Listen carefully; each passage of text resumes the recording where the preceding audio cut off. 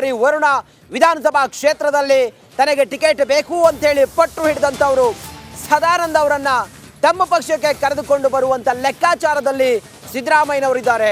ಆ ಮೂಲಕ ಒಂದಿಷ್ಟು ಜಾತಿ ಮತಗಳನ್ನ ಒಟ್ಟುಗೂಡಿಸುವಂತ ಲೆಕ್ಕಾಚಾರ ಸಿದ್ದರಾಮಯ್ಯನವರದ್ದಾಗಿದೆ. ಸಿದ್ದರಾಮಯ್ಯನವರು ಇಂಥ ವಿಚಾರಗಳು ಬಂದಾಗ ಬಹಳ ಸೂಕ್ಷ್ಮವಾಗಿ ಗ್ರಹಿಸ್ತಾರೆ. ಯಾವಾಗ ಬಿಜೆಪಿ ಸದಾನಂದ ಅವರಿಗೆ ಟಿಕೆಟ್ ಅನ್ನು ಮಿಸ್ ಮಾಡ್ತೋ ಅಸಮಾಧಾನಗೊಂಡಿರುವಂತ ಸದಾನಂದ ಈಗ ಬಿಜೆಪಿಯಿಂದ ಕಾಂಗ್ರೆಸ್ ಕಡೆಗೆ ಹೋಗುವಂತ ಲೆಕ್ಕಾಚಾರದಲ್ಲಿದ್ದಾರೆ. ಆ ನಿಟ್ಟಿನಲ್ಲಿ ಅವ್ರನ್ನ ಸೆಳೆಯುವಂತ ಪ್ರಯತ್ನವೂ ಕೂಡ ಸಕ್ಸಸ್ ಆಗಿದೆ. ವೀರಶೈವ ಲಿಂಗಾಯತ ಸಮುದಾಯದ ವೋಟ್ಗಳು ಆ ಮೂಲಕ ಕಾಂಗ್ರೆಸ್ಗೆ ಬರುತ್ತೆ ಅನ್ನೋದು ಲೆಕ್ಕಾಚಾರ ಕಾಂಗ್ರೆಸ್ನದ್ದು.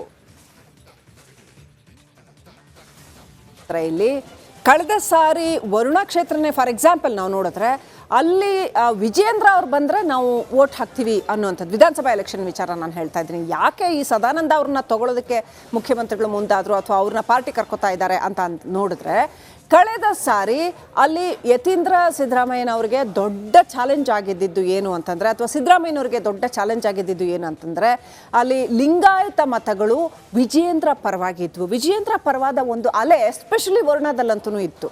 ಸೊ ಈ ಸದಾನಂದ ಅಂತವರು ವಿಜೇಂದ್ರ ಅವರಿಗೆ ಬ್ಯಾಕಪ್ ಆಗಿ ನಿಂತಿದ್ದಂಥವ್ರು ಇಂಥವ್ರನ್ನ ಪಕ್ಷ ಕಾಂಗ್ರೆಸ್ ಕಡೆ ತಗೊಂಡ್ರೆ ಎಲ್ಲೋ ಒಂದು ಕಡೆ ಕಳೆದ ಸಾರಿಯ ಆ ಒಂದು ಏನು ವಿಜೇಂದ್ರ ಪರವಾದ ವೋಟ್ಗಳೇನಿದ್ದಾವೆ ಅವೆಲ್ಲ ಅಂದರೆ ಲಿಂಗಾಯತ ಮತಗಳೇನಿದ್ದಾವೆ ಲಿಂಗಾಯತ ಮತಗಳಿಗೆ ಚೆನ್ನಾಗಿ ಗಾಳ ಹಾಕ್ಬೋದು ಅನ್ನೋವಂಥದ್ದು ಕ್ಯಾಲ್ಕುಲೇಷನ್.